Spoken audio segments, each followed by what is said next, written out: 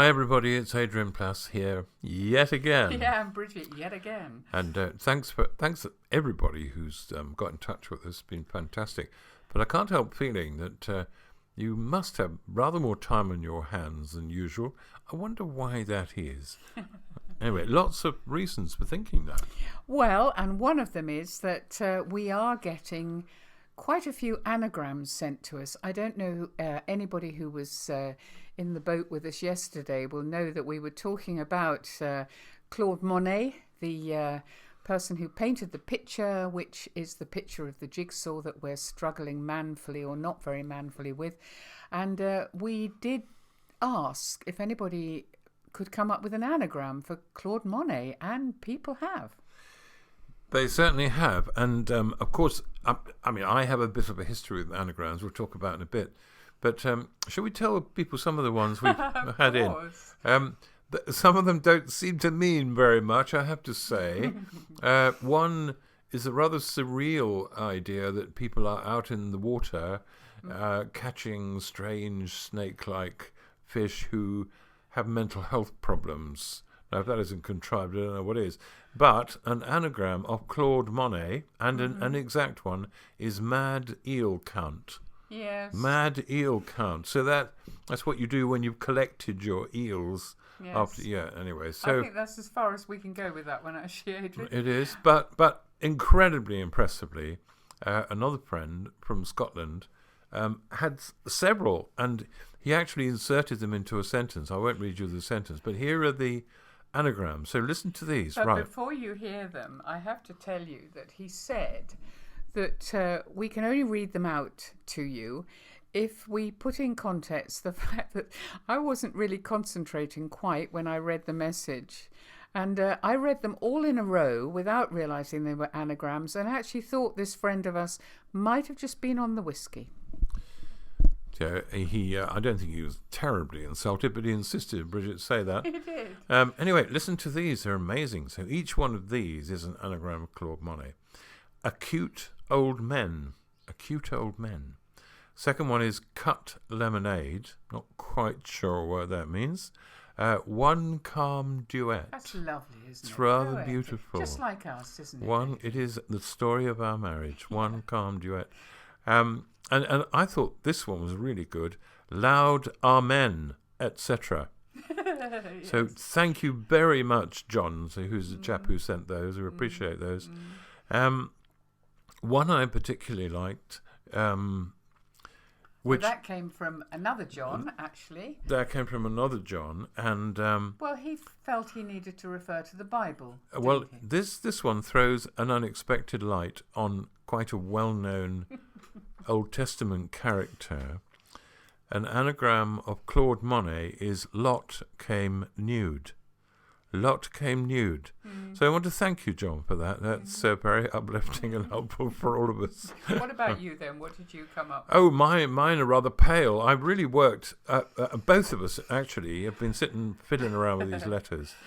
I came up with mounted lace, and I think, although it's rather boring, the actual picture is a bit like that, isn't it? It's certainly mounted doesn't mean anything, but it is.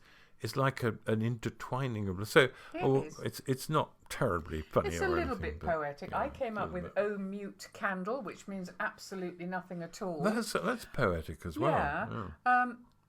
The one I preferred that I did was, you have to imagine that I've come in from the garden and I haven't been wearing any shoes and it's been raining. You have to do quite a lot of imagining, but then you can come up with clean mud toe. Hopeless, really. Clean mud toe. Right. Okay. Well, as I said, I have a bit of a history with anagrams, and it was purely accidental because years ago I wrote a book called The Sacred Diary of Adrian Plass, and in it my son Gerald, who didn't exist actually, came up with anagrams of famous names. So that's where it began, and people started doing them, sending them to me, phoning me, and I ended up with some really interesting ones actually.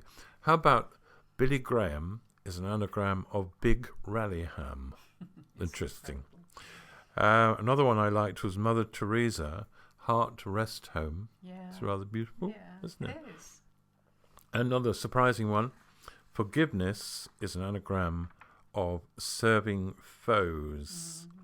And this is a bit non-PC nowadays, but we both had wonderful mothers-in-law, didn't we? We did. But mother-in-law is an exact anagram of woman Hitler, and I cannot retreat from that. No, I know it's offence all over the world. It's in the Les Dawson area, but it's still true.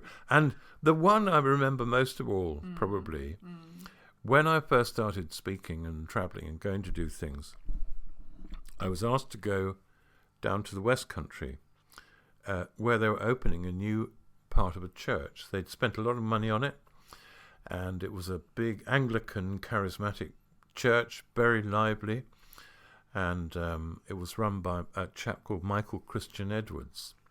So I'm on the train, travelling down to my destination, with that name on a piece of paper, thinking, it's so long, but if I could make something out of this, it would mean my talk could be really short, because that would probably be enough. And you had in your context that they'd been actually saving money for something, hadn't they? Oh, yes. No, that's right, yeah. They had to raise a lot of money for the extent. Yeah. That's why I was going, to help open it. So I was despairing, but just before I reached the station, not long before, it was as though the letters just moved into place. I don't mean God did it. I mean, I just suddenly be very worried. Realised what that anagram would be. And my moment came, and I was able to stand up at the front and say, I'm very pleased to tell you that Michael Christian Edwards is an anagram of head charismatic swindler. And I really needn't have said anything else. No. But you couldn't have said that if that had in fact been the case. I don't know if it was the case or not. It might have been. No, it wasn't. I met him then, and I met him afterwards. Of course, it wasn't. No, absolutely. No, it was not. It was not the case. No, but that was a particularly good moment. One thing we meant to say to you yesterday was that we'd love to hear. We were talking about fear, and we were talking about some fears that are really huge and some fears that are really ridiculous. And Adrian, if you remember, shared profoundly about his fear of tomatoes. Well, we had a message this morning that just reminded us. We said yesterday that it's easy to laugh at other people's phobias, other people's fears, and somebody said actually they were suffering from monophobia, fear of being on their own. And that's not easy to get over. But not all phobias and fears are. I've had a fear of heights all my life. It's really vertigo. It means that if I'm high up, I get very dizzy and can't handle at all. I could only watch our 16-year-old son doing a bungee jump by lying flat on the grass and peering out through my fingers. It's that bad. But I thought I could overcome it. I thought you can always overcome anything. So I joined a climbing club when I was at university in Bristol. Twice I got stuck on the Bristol Gorge. Twice I was told by the guy that ran the club that maybe I ought to join the macrame club or something. It really, really, really, really, really wasn't for me. But fear of flying's a big one, isn't it? I mean, your brother suffered from fear of flying until he flew. Yes. Well, he eventually worked at the airport and actually got into the cabin with the chap there. And once he did fly, he was fine, but he was terrified until that terrified. time. Yeah.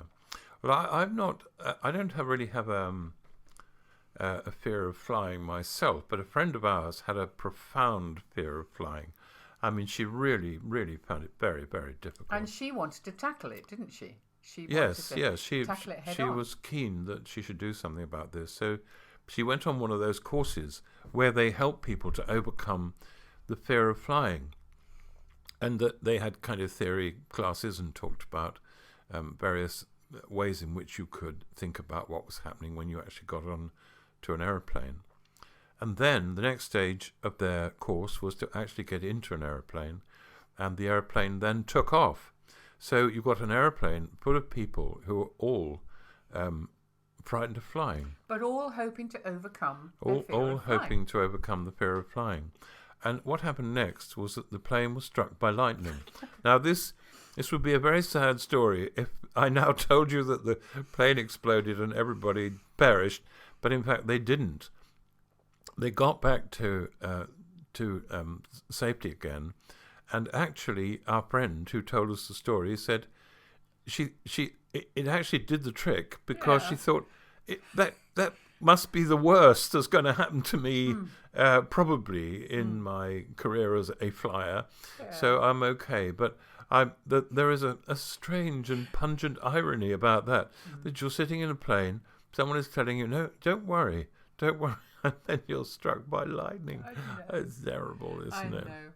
Sometimes fears are a little more complex than just being afraid of one thing, aren't they? I know when you were writing the book, The Unlocking, you wrote a poem called Fear of Flying. I did, and I said just now I'm not actually frightened of flying, but I was doing a lot of travelling then, and this was what I wrote. I understand a fear of flying. Not much fun if things go wrong up there. Options narrow down to less than 2, but I enjoy the peace of being nowhere, fending off the food, sleeping through the film, hating first-class passengers, solving yet again the puzzle of the toilet doors. But best of all is being sure that those I left behind are not about to suddenly appear, and those who wait will have to wait a while for words and nods and smiles of understanding, for they are there and I am here, suspended, dreaming, guiltless in the air. My fear is not of flying, but of landing. It was an important book for you, wasn't it, The Unlocking? Because it did some unlocking, essentially. Well, it was very strange because it was a Lent book, which for those who are not involved in that end of the church means it was a kind of a 40-day book. You had readings. In fact, I think I had to do 48 Bible extracts, and then I thought, well, I haven't got 48 different fears, and I'm not an expert on it or anything. But actually, when I started, I began to discover areas in myself I'd never thought about. And once I was honest and started to write, and it's always the key for me is to say, I'll write the truth. The truth, certainly in writing Christian things, does set you free. And so, I mean, I'm not going to go through them, but one of them that I don't know if people can identify with is the fear that I will forever be trapped in an invisible auditorium of people seated and judging me in everything that I do. I think all my life those people have been there. I'm happy to say I think they've just got bored or something and gone now. But it was a real fear. And lots of other things. And I won't say it was a joy to write. It wasn't. It was jolly hard work. But I'm really glad I did it. And it taught me a lot from the response of other people. A lot of people fear many things. I think that particular fear, a fear of failure, but perhaps more a fear of just not coming up trumps, which is what you were saying, not being good enough, is one that I've encountered in myself 100%. But it's also something that, you saying that, I remember years and a long time ago, I was running a group for women who were living in incredibly difficult circumstances on a very, well, then we called them council estates, now you'd call it areas of social housing. It doesn't really matter. The point is that all of these women were in situations that were extremely difficult. Either they were in situations of domestic abuse or alcoholism or, well, all sorts of things really. And I was working with them once a week. And I grew close to them. And on that time, once a week, they would talk about a lot of things. But what I couldn't understand was why they weren't getting together during the week when they could offer each other so much more than I was offering them on our once-a-week session. And finally one of them said, well, she said, I did see, and she mentioned a name, walking past my window, and she was in tears and she looked in a right state, but I didn't invite her in because I didn't have any biscuits. Yeah, but that's all of us, you know. We think, I can't do that because it is something that we really need to look at, because at the moment those things don't matter. And one of the problems with feeling like that is sometimes we feel that about God as well. I can't go to him until I've sorted myself out, until I've been in touch with this, or I've overcome that. And that's so not what it's all about. We were talking yesterday about that verse that says, perfect love casts out fear, and about the fact that if you want to get rid of the fear, there's got to be some love there. And I just want to say one or two more things about that. First of all, read what Jesus says in Matthew 6 about prayer, because it's so sane and so revealing about the receptive quality of God for people in whatever state that they are. And I also just want to say this, that Jesus was in Gethsemane and he was frightened. He had his Father, of course, but that perfect love didn't cast out the fear at that time. His friends were what he needed at that time. They didn't do too well. They fell asleep. The rock, Peter, fell asleep, sleeping rock. But just for 1 second focus on that, there are times when we are the ones who are able to give love to somebody who is unable to feel it. And at that time, I'm sure God is saying, go on, get there, get to them, go to them, show them you love them, and I will be very pleased. So I'm going to try to do that, and I know Bridget will. We're really receiving love and loving being loved, and we want to give as much love as we can to as many people as possible, and I know you do as well. So I hope that goes well for you. We'll see you next time.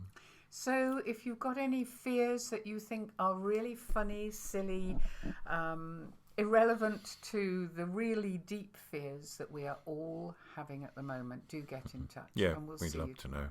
Bye-bye. Bye.